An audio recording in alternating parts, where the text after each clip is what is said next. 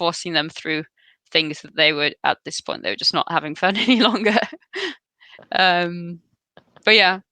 And then I would love to, like, afterwards, when I had all the footage, I would like go to the computer under the staircase, and I would like plug myself into the computer, and I'd sit for hours editing and like fine touching and stuff. So there's definitely a part of that solitude in that creative journey that I like really found there. Hello, everyone. I am your host, Lion, and I want to remind you that we all have the power to wake up to the artist within us to help make this world more beautiful. We have all been gifted the power to create. Our inner child craves to exercise this power and share our creation with the people around us. Art is also healing. It is a powerful tool to help us process and transcend our grief.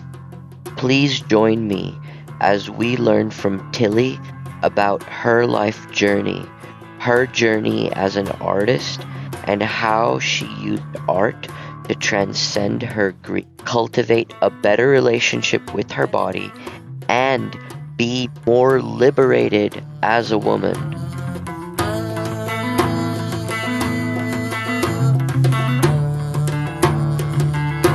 Today, I am so excited to share our guest with you. Tilly is a phenomenal artist that I love and respect so much.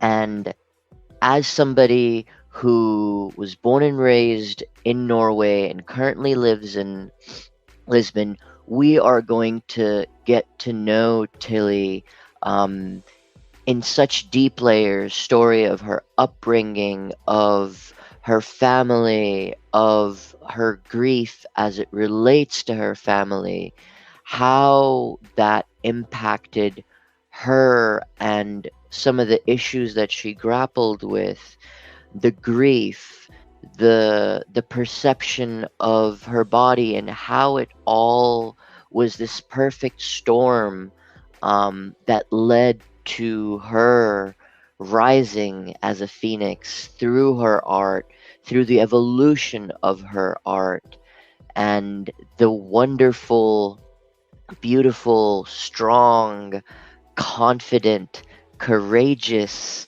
woman that she is today, who expresses herself so boldly, especially in areas like sexual imagery that have traditionally been considered so taboo, especially for women. So, without further ado, I would like to present Tilly. Welcome. Hello. Wow, what an introduction line. Thank you. Wow, Honey. you are a master of the words. Well, I appreciate that, Yeah, Tilly. thank you for having me here. It's my pleasure. It's my pleasure. So, if it's okay with you, shall we begin? Let's go. So, Let's get into it. why don't you tell us um, the story of how you and I met? Wow.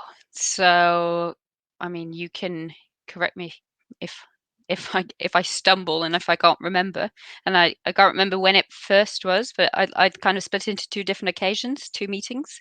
There was the first time around 3 years ago, I'm guessing. I don't know.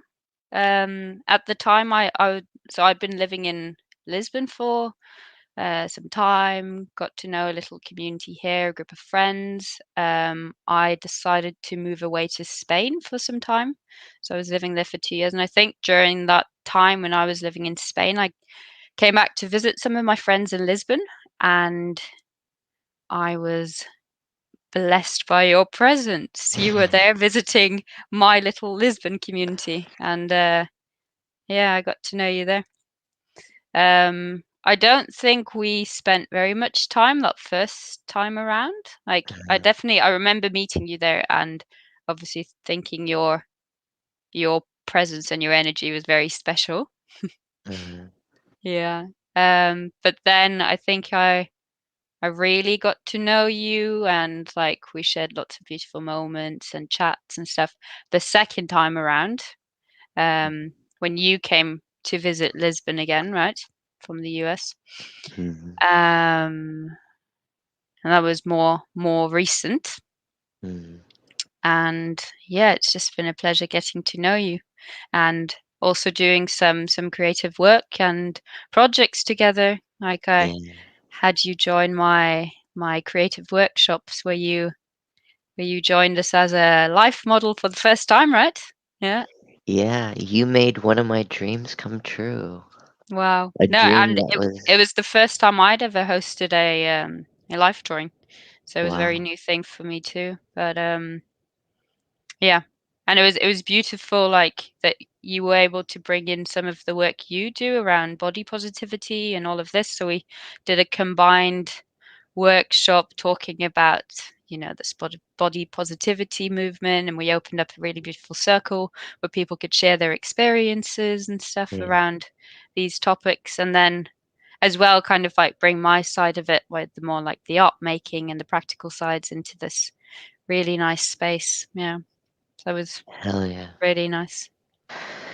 Amazing. Thank you for sharing that. So, with that, let's go back in time. Start to unfold Tilly as a child. So tell us the story of growing up in a small town, an island, Pegram Harams, if I'm pronouncing that correctly, in a very loud and very fun home. You Very loud and very fun. Those are definitely two adjectives I would use about the Pegram Harams, that's for sure. So there were five of us kids, and a mum and a dad. At some point, there was a fat beagle that joined us, and it was just a really like fun. Oh yeah, we've pulled up an image of baby Tilly in her sparkly heels and fairy wings.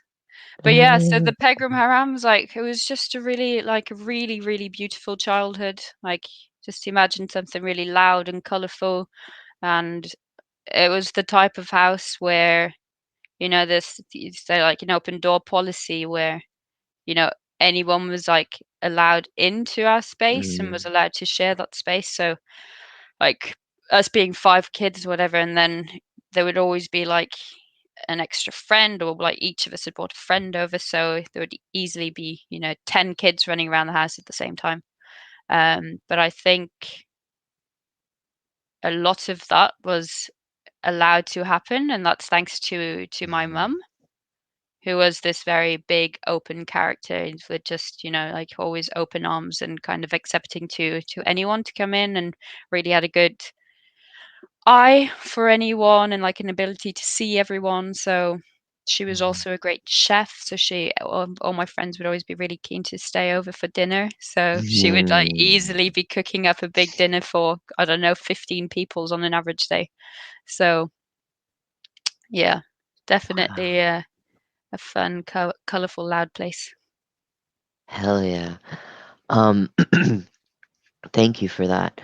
Um, so what I'm really curious to know more about is your experience, the story of growing up right in the middle of five children. Right? Mm, Like you don't come across a lot of families that have five children these days. So like that's this is true. something, and then like smack dab right in the middle of five children. So give us some Mm, background, yeah? And tell us about the story of your experience once you've painted some context mm, about your experience in your summer home in Wales. mm. Yeah, so you're right. I'm the third out of five. So that's, yeah, a There she middle is child of five. There I am. So this is on a the photo left. from us in Wales, where Mm, our summer family holiday house was.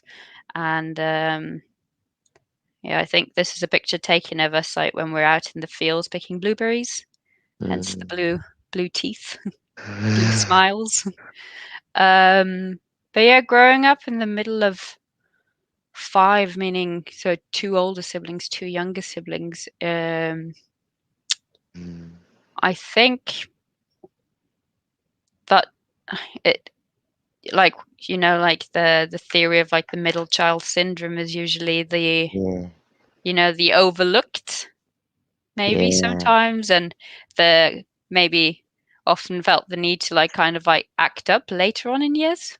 Mm, And I definitely relate to that kind of that definition of a middle child. Like as a child, I was very, very shy, very silent, very like mm, quiet. Um, I don't know. I remember kids in school. They after like I don't know, being in the same class for 5 years, they'd be surprised to hear my voice. Like they'd tell me they hadn't heard my voice until like 5 years had passed and stuff like this. My teachers put me in what we they just made up like a separate class for me, which they called speaking louder class, where they basically put me into a separate room and they sent me to the other end of the classroom and gave me a book and they asked me to just recite some of the pages. And then my teacher would basically be stood at the other end of the room and just asking me to speak louder and louder. So that was just yeah, a means of like just getting my voice heard basically. Because I just remember I hated my voice. I didn't want it to be heard. Yeah, there's so many things going through my mind, but very, very shy little child, yeah. Um, wow. Okay. And then, how all of that culminates to, that experience in your summer home in Wales where you tried to uh, be seen, right? mm, And express yourself. And so paint us a picture, tell us a story of that experience, take us through the roller mm. coaster. Yeah, I remember one story in particular, like from the one of our holidays in Wales, where the whole family was gathered around like a big table and just like a typical like summer afternoon where there's like food on the table, and barbecues, Mm, like the grill's going, uncles and cousins and everyone's just sat around, like, and I think some discussion about like uh if we could get a dog had come to the table, and we were all like all the kids were obviously really excited about like, yes, we want a dog, please, like, please, mom, dad, please let us have a dog, it just kept going. And I think just both my parents kind of were a bit against this idea. I think they had enough on their hands already with the five of us. And thinking a dog into the mix was probably the last thing they wanted at that point. Um, but I remember thinking, God, I really want this dog. Like I was, in that moment, like that was my only dream. That was the only thing I wanted. Um, and I don't know, I just like remember thinking that, okay, what if I just like I show to them, like make them see how sad and broken I am if I don't get the dog, you know. So I kind of like went into a bit of a sulk and kind of went silent, and I was imagining like how I was being perceived, and I was imagining them kind of like sensing my pain from this. And mm, I just like took this little charade show like a bit too far. So I like some point I got up from the table and I walked to the other end of the garden. And I remember I was like acting out this like really dramatic scene. I was like, like leaning up against a tree, and I was like twirling the leaves, and I was just, this was like best acting job I'd ever done. Like I was like, this has got to pull at their heartstrings, they're gonna just they're gonna have to get me this dog after this performance, you know. I remember being stood there, and at some point I'd like kind of like gone further, like far enough away from the rest of the family to a point where like they probably couldn't see me at this point. But I was like, they're gonna notice that like, you know, me being away from them, they're just gonna be sat there like worried about how much pain I'm in, you know. And, you know, as a kid, like the perspective of time or whatever is a bit augmented.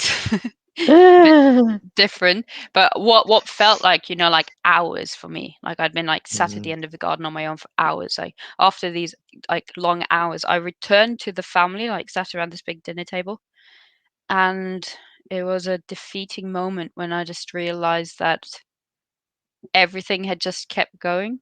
You know, like the mm, conversation, like from this like chat about the dog or whatever, had just kept going. Now they were talking about something completely different. Like, and it was that sinking feeling that like I'd just been overlooked, and all of those feelings and that like that pain and distraught I was feeling was just had just passed, you know, and hadn't been noticed. mm, Yeah. So there's definitely a sense there of like, I mean, I know I was definitely a very dramatic kid as well, with a lot mm, of strong feelings and emotions, but there's definitely a lack of like a loud voice and the tools to kind of like express those things. So I would mm, like kind of like turn it inward, and there'd be a lot of like, you know, whatever, especially in later years, like with like mm, more like real issues of like pain and grief and stuff. It kind of follows the same thing. It would be like a lot of like suffering on my own and kind of like waiting for someone to come and like see me and mm, see that pain that I was going through, rather than having those tools to say, "Hey, I'm in pain. Like, listen to me. Um, like see me for my assets, like good and the bad." mm, Whereas, you know, like it's it from my perspective anyhow, it could seem like, you know, like some of my other siblings maybe had louder voices, and mm, maybe from that maybe managed to like draw in a bit more attention around those things. mhm. Hmm. Wow. Yeah. Um, I think, what you're saying is so profound in this like contrast of having, such powerful emotions and having this sense of expressiveness, but in your own words, you know, being in this class where you have to sort of speak louder because there's this like internal resistance to emote. Mm, Um, and I can only imagine moments where it must have felt like such a kettle, as the water comes to boil, and how that manifested, especially later in life, as we'll get to. But mm, before we do, you mentioned your, I don't know if this is the right word, but panache for drama. And mm, and so I'd love to have you share more about your upbringing with the arts. Paint us a picture of young Tilly. You're mhm. drawing, painting, and music.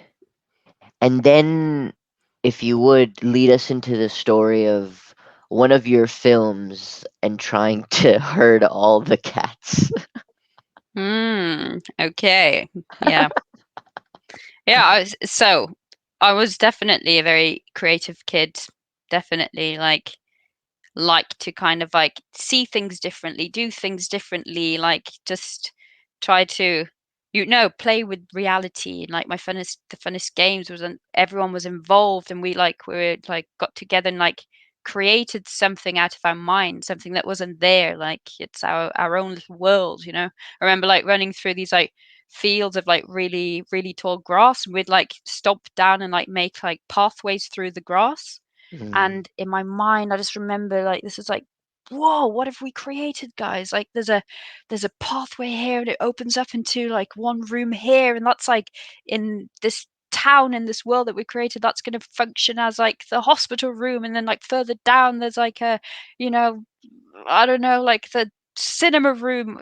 It's just like that type of like explosive like creativity, and Mm, I really loved it. Like obviously being like groups of kids, you know, like I was saying, like 10 kids at the time, like hanging around the house, and just like mm, all coming together and just like being a part of this like this game, this play. Um, I think what you were referring to is when we got a film camera, like a little video recorder mm, thing for the family.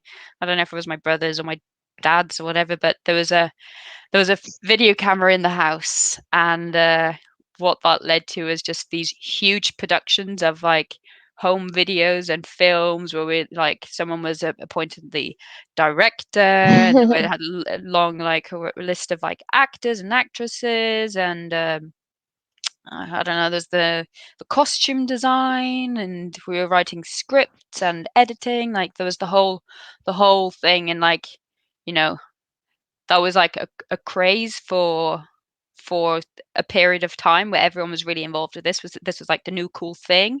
We'd record mm, ourselves doing all these things, and then like, you know, we'd like we had one of these projectors like hanging in the ceiling down in the basement, and we'd like pull down one of those the screen, you know, like the projector mm. screens, and we'd gather everyone and we'd watch our creation, and it would be like these are really warm, great memories that I just love. But what happened is basically that most of us grew up and grew out of this interest in this Mm, filmmaking, whereas it seems like I was the only one of us that wanted to keep going. So at the mm. very end of this like era of filmmaking in our childhood, there was a lot of me forcing my younger siblings into costumes and kind of like demanding them to do things while I would like be behind the camera, and then, you know, forcing them through things that they would at this point they were just not having fun any longer. um but yeah, and then I would love to like afterwards when I had all the footage, I would like go to the computer under the staircase, and I would like plug myself into the computer, and I'd sit for hours editing and like fine touching and stuff. So there's definitely a part of that solitude in that creative journey that I like really found there, that I really treasured. Yeah. Yeah, I'm Yeah. so glad that you shared that because that's something that stuck out for me. Especially you said, I can be very authentic when I'm on my own.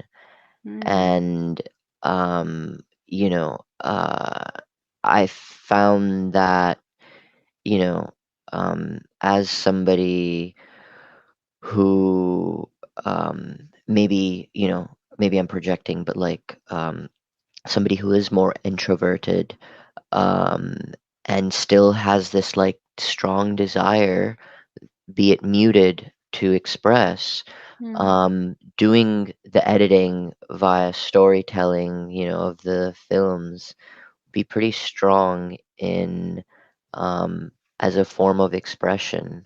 mm. Anything else you want to share about that? No, definitely relate. Like there's I'd say also in the whole process of like coming up with ideas and allowing myself to like really go into that place where my like creativity is in the like the most fruitful kind of place is usually Mm, in solitude.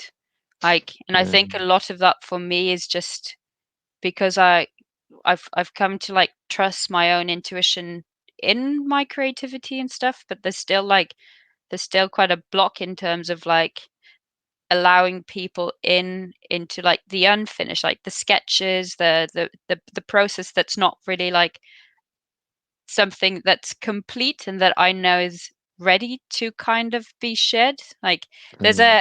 yeah, there are some stages there where I'm just like I'm not really comfortable to allow people in. Um, you know? Yeah, no, Yeah. that makes sense. So, with that, let's segue and talk about your mom, your beautiful Mhm. mother.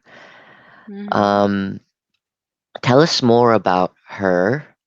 What was she like? You already mentioned, how she was a great chef and how she was very Mhm. welcoming and how she had this gift for seeing people as individuals and, like what gifts they have to offer to Mm. the world.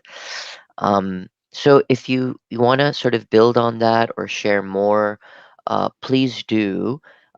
Tell us what she was like, and then take us, on a journey of the roller coaster that was your life for the 5 to 8 years that she, battled with cancer.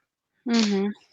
Yeah, no. So that like description of her is very suited, like very just a very warm, fun person, very good at seeing others, very inclusive, like open to anyone really. Um, like everyone I meet that kind of like knew her as an adult as well, like they say that she just had like she would offer the best conversations. Mm, Like being able to speak to her was just like a pleasure because she was just so into everything you were talking about and very like very present for everything. And yeah, it's funny because I've kind of find that anytime I receive a compliment or a comment that kind mm, of resonates with something I kind of like describe her as, it feels like the best mm, compliments to me when someone's like seen something in me that I kind of like define her as.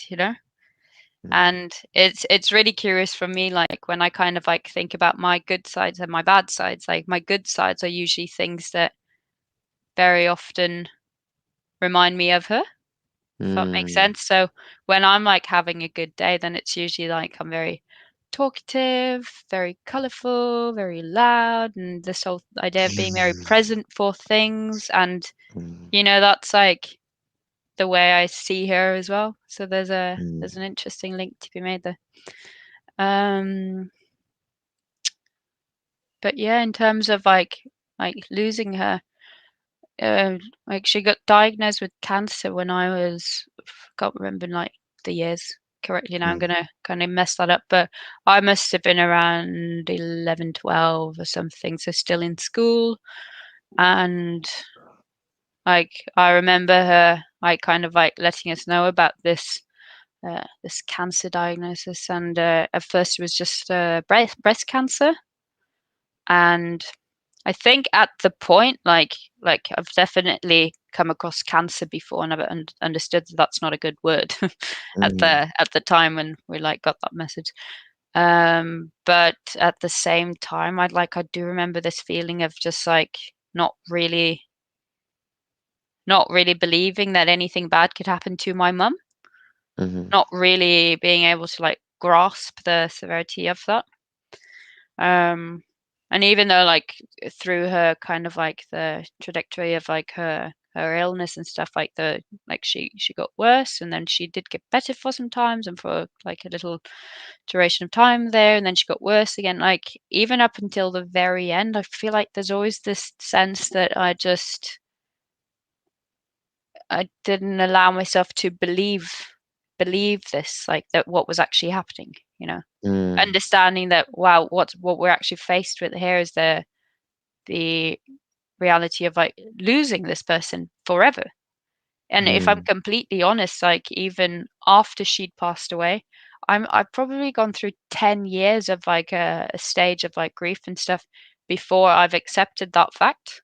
And it's only mm, through starting like speaking to a therapist in more recent years, like the 2 last years, that I've had to confront that fact, which seems stupid because it seems like, well, surely like I've like, like life moves on and I'm at a place where I'm like, like I'm not like this loss isn't like affecting me every day in a very direct way.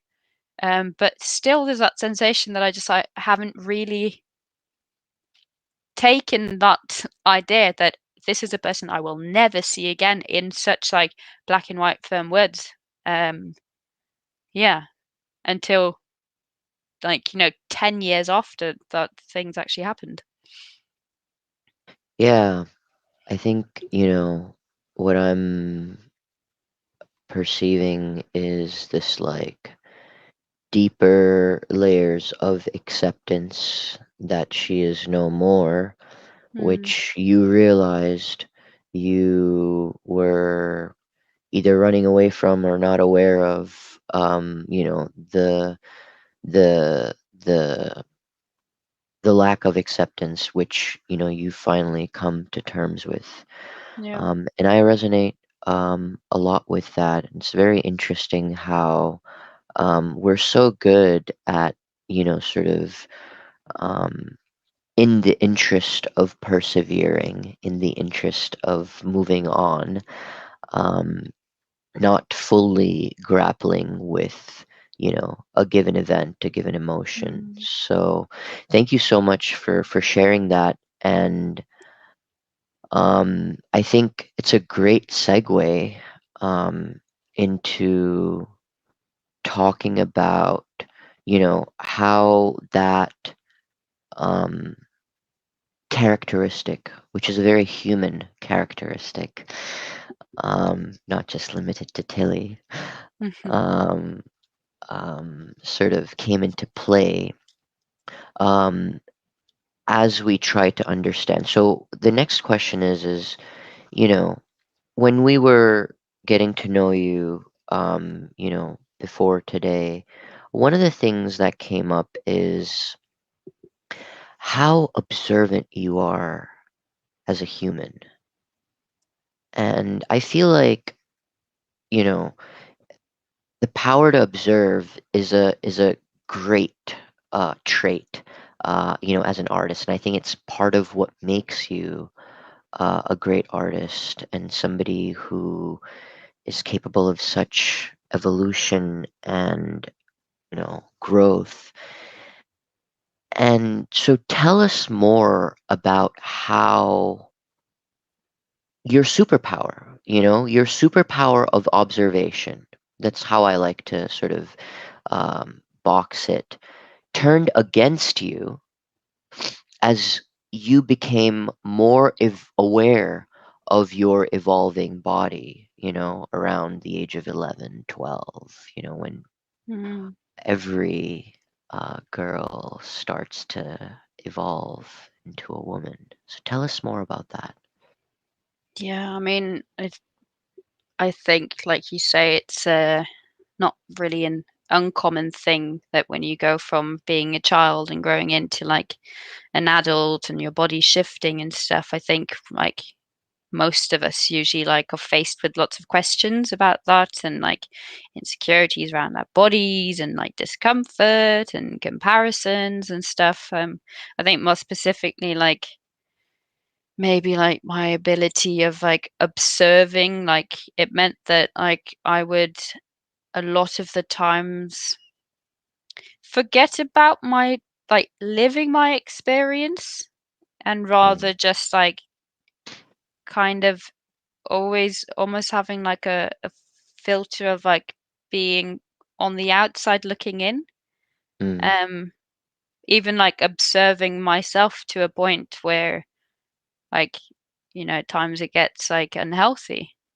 And I think this thing about like a shifting body and turning into like a woman and stuff, like it's a really weird time. And I think especially because at the time that that was like happening to me, it was also a time where I I'd been like met with like big questions about death and life and like mortality, because mm, my mum's like been diagnosed with this like with cancer, and at the same time like my grandma just dies, and it's like I kind of see the pain in my mum for losing her mother, and this like there's three generations there of like this mother daughter thing with death and like a lot of pain there. And like I mean, just to sum it up, there's a lot going on in my mind at the time, but I think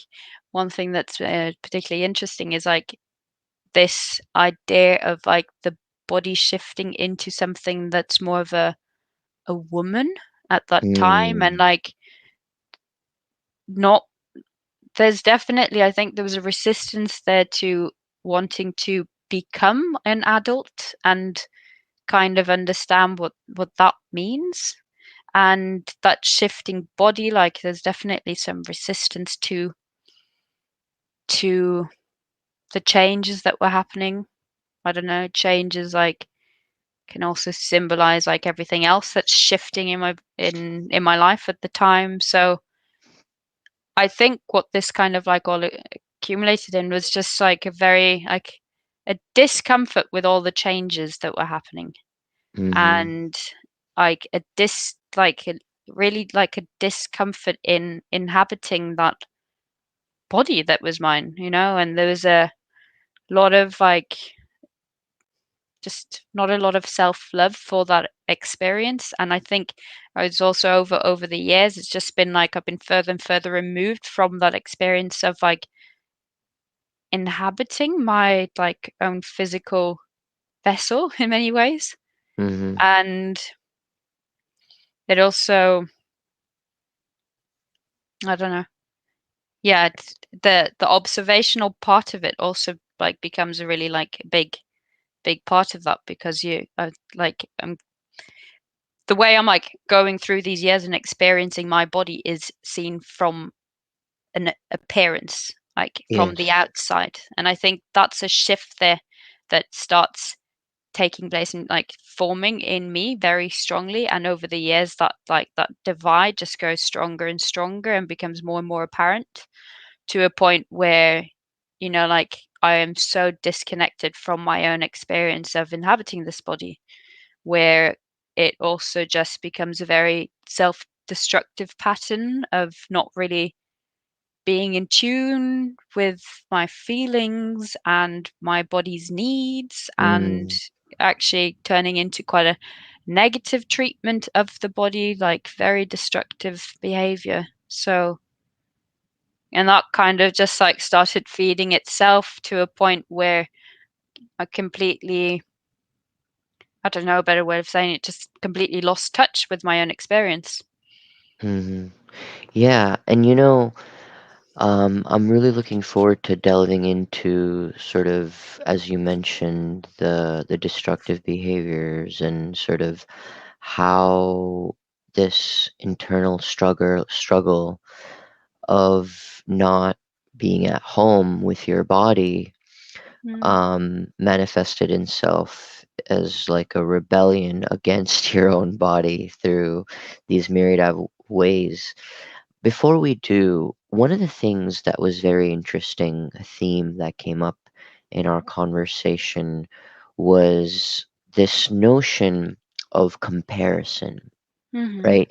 You're very observant, and not only are you observing, but you're comparing. And I think, it's very natural to compare, so and so looks like this, and I look like that.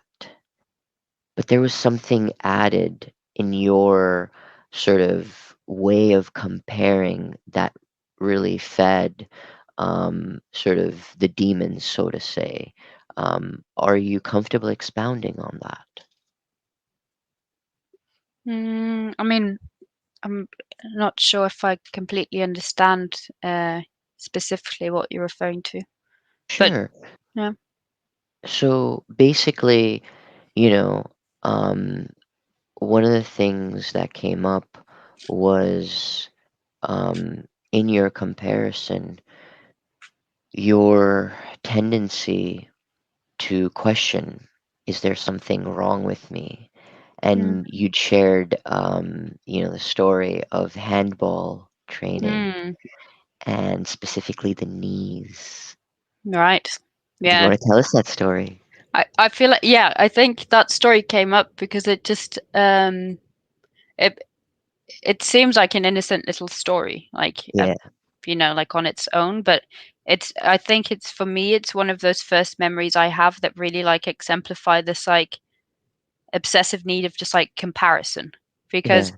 I just like it's a vague little memory now, but like I remember being stood like at my handball training. We would all be wearing shorts and whatever, and I just remember like my trainer's there and he's like explaining some formation or whatever, and I just remember looking at all the girls like lined up Uh-huh. and just like going through each one of them and like looking at their knees in particular, which is Mm, like we said before, like it's a body part I would like very easy just ignore, not give much thought at this point, like little knees. yeah. But I remember just like this really like strong feeling and like a really disappointing feeling of noticing how my knees were different from everyone else's knees.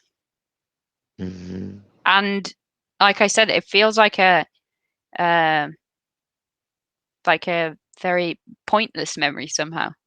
But Yeah. I think it does go to show how like obsessive those like thought patterns can be, where you just like you start picking apart at something that just like is so insignificant, and can so Yeah. easily just be ignored and whatever. But then just because you give that thought time and you kind of like you allow that thought to just grow to a point where it can turn into something bad, like just the observation on its own of like, oh, my needs are different from your needs. That's not necessarily a bad thing, but it's Yeah. that the thing that lies behind it of that need and that strong wish to just kind of be accepted and be the same as someone or to fit in and stuff, like if that starts feeding and kind of like mixing with that observation in the first place, that's when it can turn into a very unhealthy relationship because you start twisting the meaning of these things. Yeah. And I think that's what happened to me a lot, that it was just like I started like placing a lot of like my value and belonging and my ability to be seen for who I am into these like very insignificant observations. Yeah. And obsession in those observations, Yeah. right? So thank you for expounding on that. Um, can you paint us a picture of the grief you grappled with? And I think the painting that we have on the screen now is one of the paintings from that period. We have a few more. So if you Mm. can paint us a picture of the grief you grappled with and how it manifested itself through some of your destructive behaviors. I like how you keep using the phrase "paint us a picture" when we're also Ah, talking about pictures, and we've got some pictures here that are actually in some ways like function as, I don't know, like a representation or like at least a good like a hint to what I was feeling, because I think art yeah, became a very important thing in my life at this time during grief. But it was very much like an art process and an art making in solitude. It wasn't like a shared thing in any way. It became a bit of a obsessive thing again, where I would do it on my own and hidden. It was a lot of like hidden work. I would be making things and I would throw everything out after I'd finished them and stuff. So there was a lot of like it was almost like that the drive for that creation was just like a bit of desperation and pain and just a need to mm, kind of like let something out. And at the time, I don't think I even like allowed or even cared to think about why I was doing the things and why I was making things. It was just more of a release of something in the moment. And it didn't necessarily make me feel better. I don't know, but it's interesting for me to kind of like look back at some of these drawings.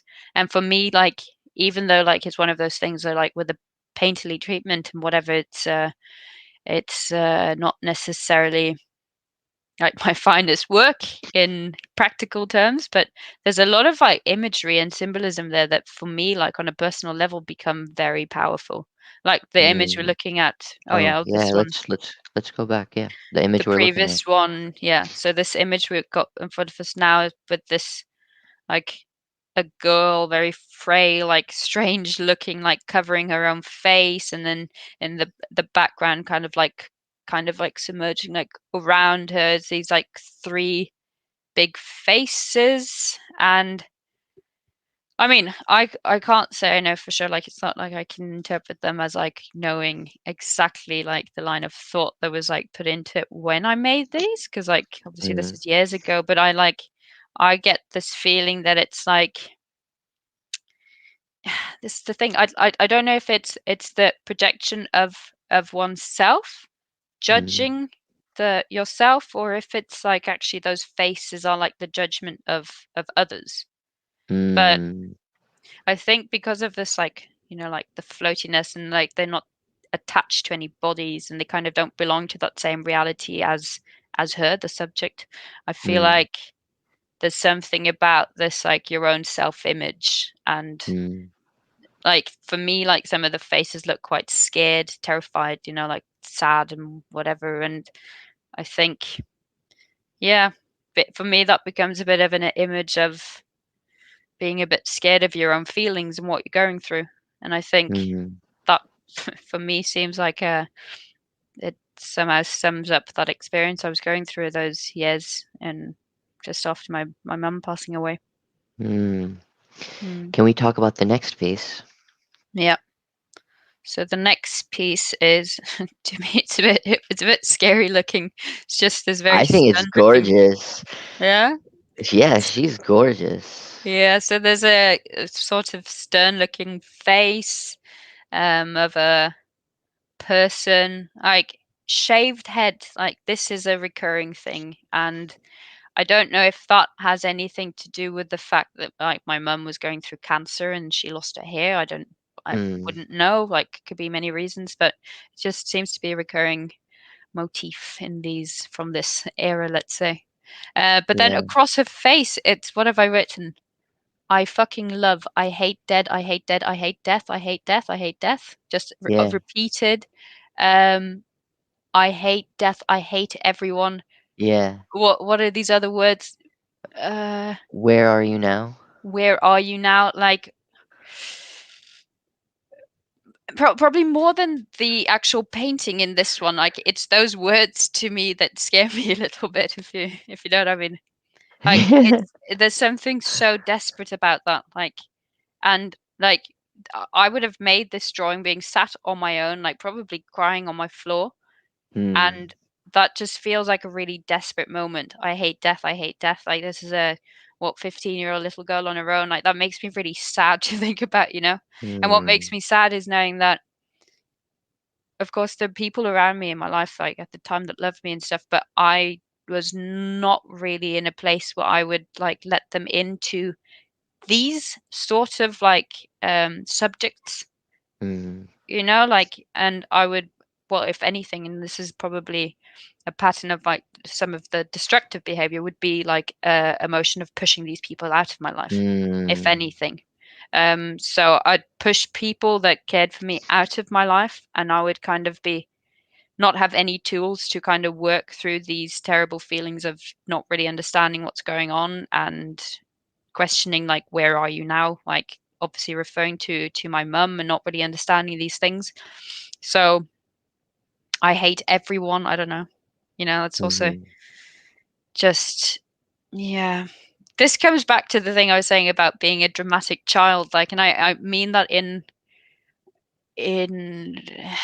how do I mean I mean that in a sense that I just have a lot of feelings. I feel mhm, things very like big emotions, and when I feel things, and then I was going through something that's like quite tough, and then those feelings are just too much. So what happened is that I completely shut those off. Those feelings were just mm, painful. So for 10 years I did a really good job at just not feeling anything. And this is when we come mm, to that divide between body and mind, for really many years I was just living in my mind and completely disconnected with my feelings and these things, because it was just too much pain for me at the time to kind of like confront. um yeah. yeah. Wow.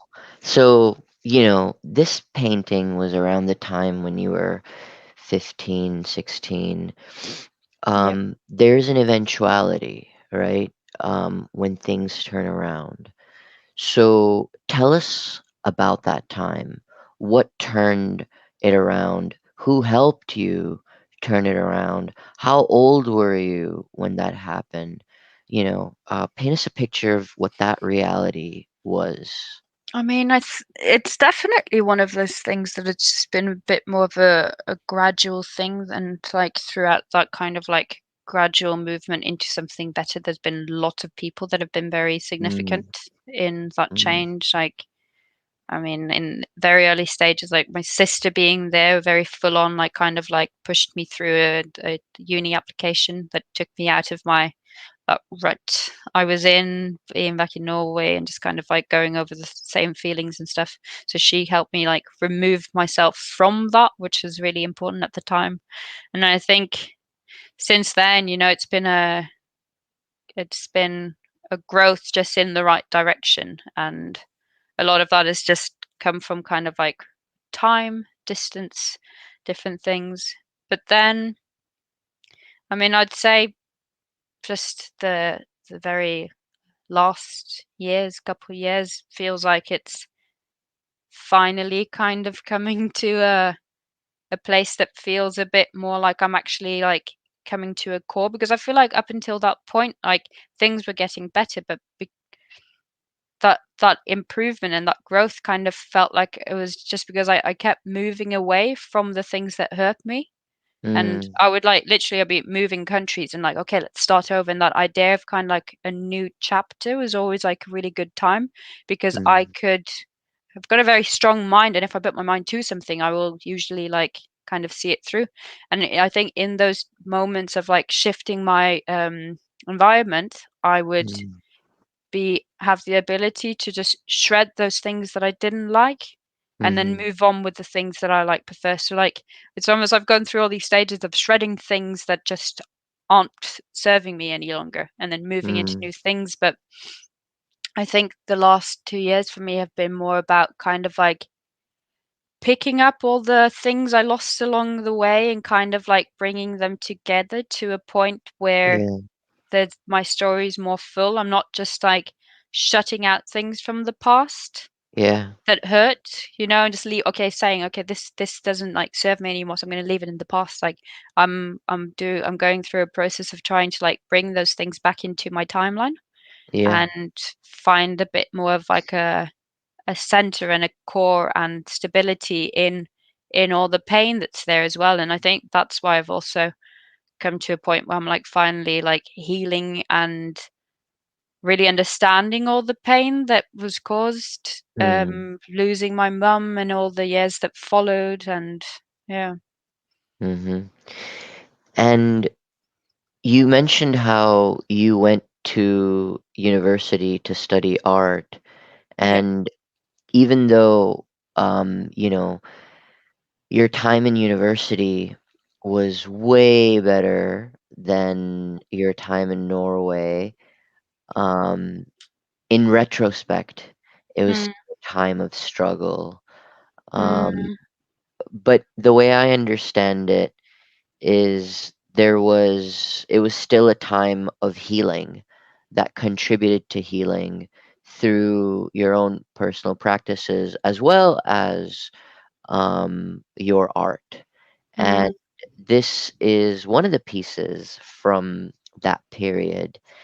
And yeah, it's such a marvelous piece because it's like so many self portraits. It's like a portrait That's just of the time in your madness. life. Yeah. So tell us. Yeah. So this is basically it's a painting of like a self-portrait, self-portraits plural. No, but it's the main figure, the main subject, like a self-portrait of myself, is like stood in her studio. That's literally like kind of what my university studio looked like. So I'm placing myself in the university studio, and Mm, I'm surrounded by these like half-finished paintings of myself. So there's just mm, layers upon layers upon layers of like someone working on their own image.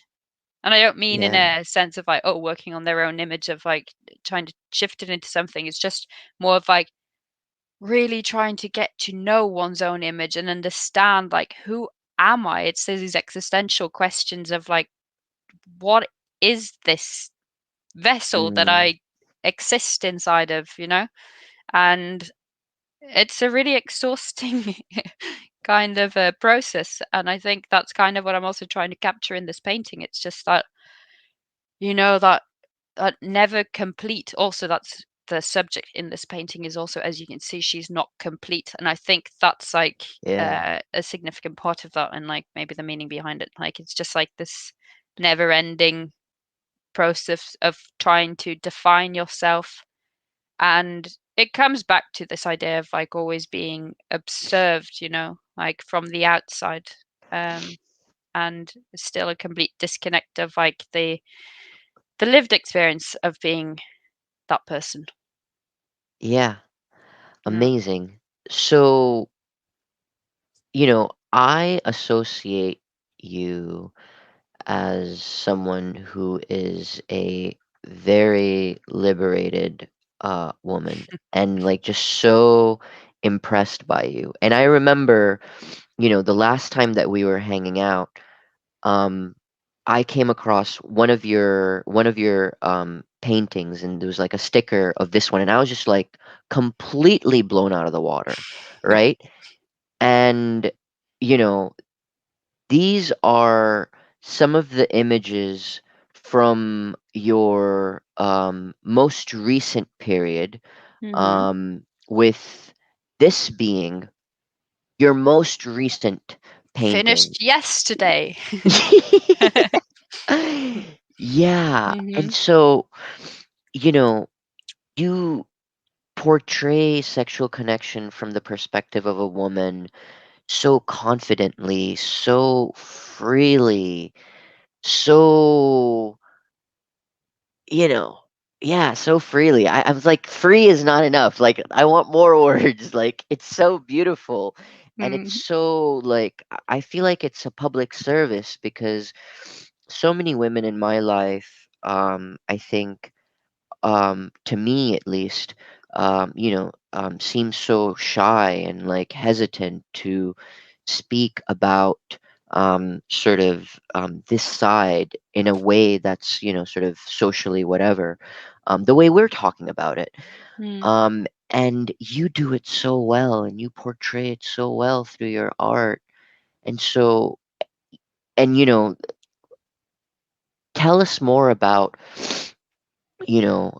some of the darkness that you grappled with, especially as it related to your body, which you Mm. have, and your sexual expression, and how it, kind of evolved, went through this like caterpillar stage and now is this beautiful butterfly. Mm. Well, thank you, first of all. Yeah. Those are some good words. Yeah, no, interesting. I think it comes from a place of like having been through a lot of pain. Like I see these paintings now, the ones my current work, and especially these like with more like sexual nature, as like a celebration of something, which has it's been a difficult place to come to, because I think a lot of us have this idea that like a lot of art comes from a place of pain. And like I know that like in the past, like a lot of like my art making was fueled by a lot of pain and hurt and grief and these really like painful like emotions and feelings. And then as I kind of started shifting, I found myself like kind of like losing the drive to make art, because I kind of Mm, like, what do I make art about? Like the happy rainbows. Like I'm not gonna, like there was like that drive and that need to express something was kind of like fading with me actually getting to a place where I was like more confident and happy with myself and more mm, complete. Um, but the thing about like that, the sexual nature about these paintings, like that's also in many ways like rooted in a place that like originally was quite painful. Um, and it comes from a like this time where I just like completely was removed from my own lived experience of my body and very much on the outside of that. And some of the like, I've been referring to destructive like patterns of behaviors and stuff, but one of the kind of the patterns that kind of I was like that kept like appearing in my life was a very like a gray scale of like of sexual interactions, like a gray scale of kind of like consent in those different situations. And Mm. I mean, there's so much to kind of be said about that. Like I did my whole Yeah. like uni paper on this idea of like the female body and her passivity in art history and whatever. But from a more like personal experience, I just think it's like it's connected to an idea of not really like holding a lot of value for my own experience Mm-hmm. of my body, and then seeking a lot of like validation and stuff from outside, from other sources. And for me that like led to a lot of like sexual interactions with men, that obviously like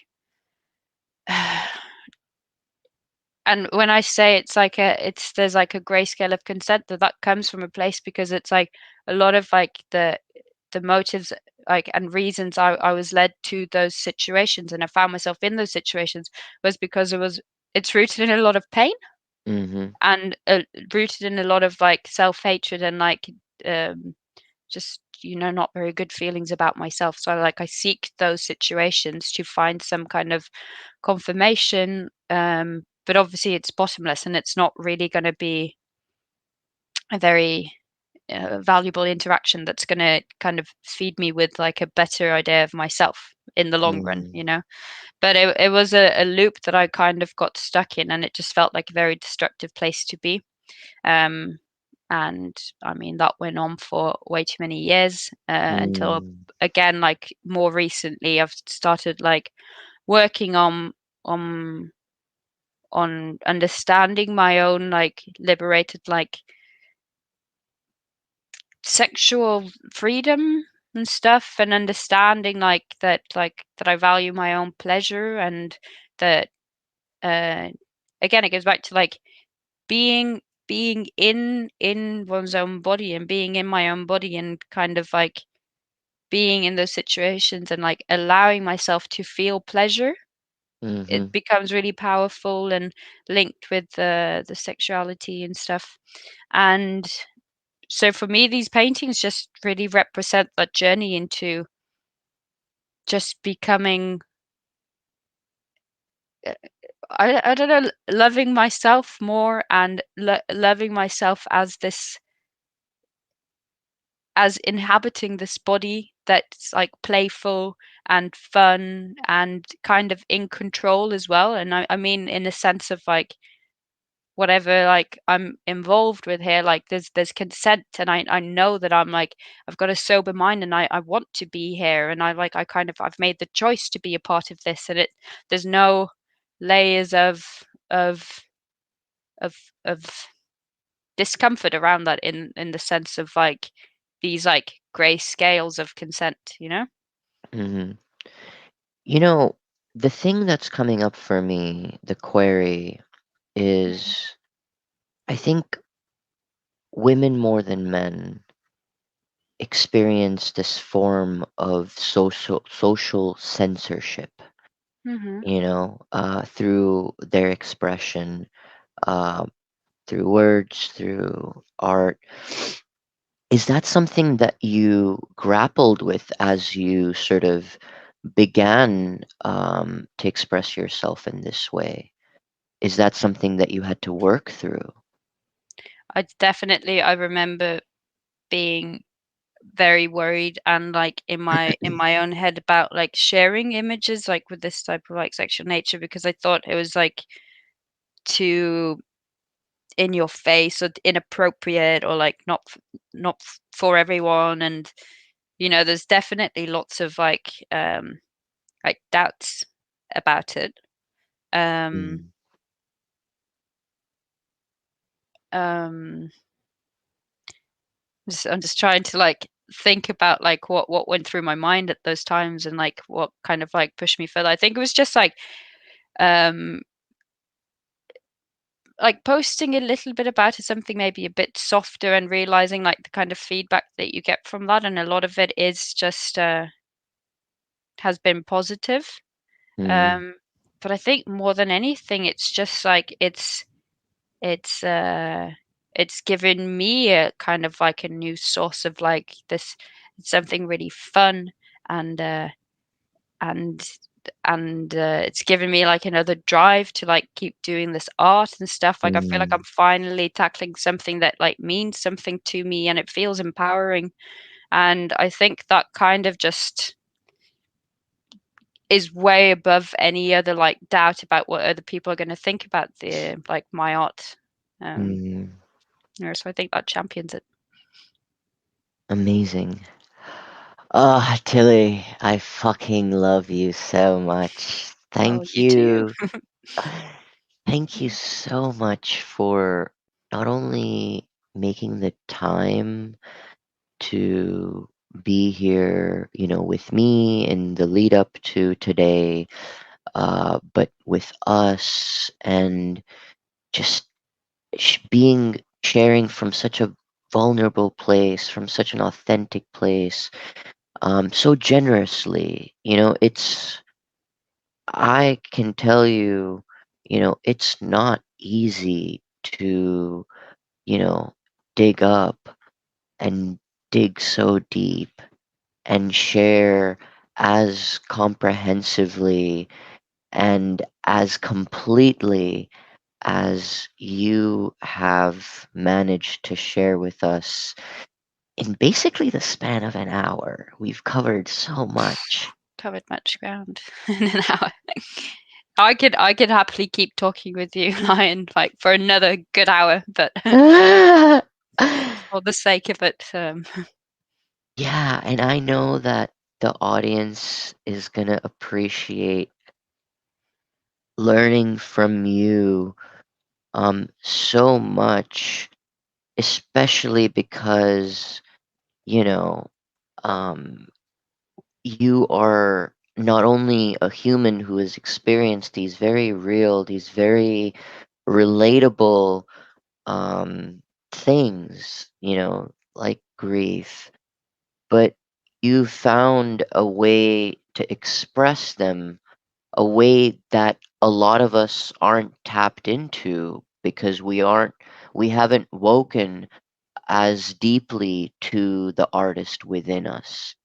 And it is my prayer, my desire, my sincere desire that our audience not only sort of can relate deeply with your journey and this ambassador of light and hope and radiance that you are, and to see that progression that you've made, you know, going down to the darkest depths of hell, for lack of a better term, and where you are today. And not to say that, oh yeah, I've made it. I mean, you're still, grappling as a human, but you're in a much different place.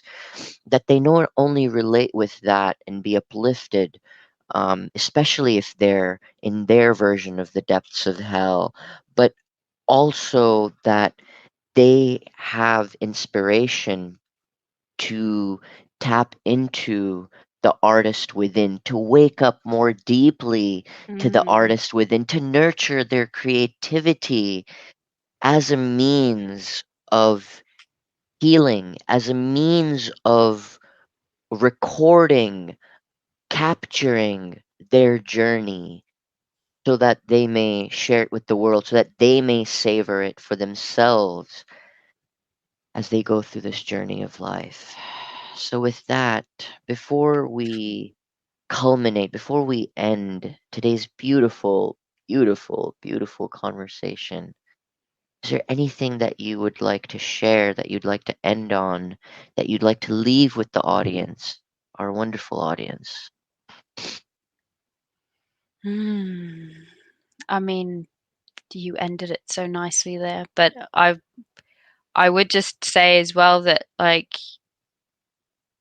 that one shouldn't be too scared in like to explore things as well, like creatively. I've been doing some workshops as well that have been super healing for me and everyone involved, that like in terms of like allowing ourselves to just explore without like the expectation of like what we want to achieve. Mm, So yeah, anyone interested in kind of like working through their like creativity, I think just try to like stay focused on like the process and find some like joy and something valuable in the step for step, like, you know, the everyday, and rather than like that far off dream of like where you want to be.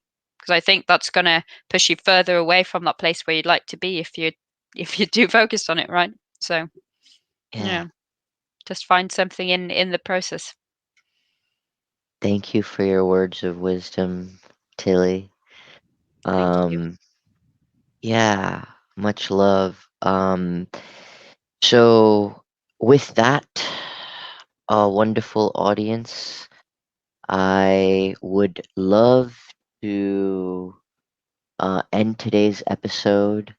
And until the next one, I wish you infinite love and light. Thank you. Thank you.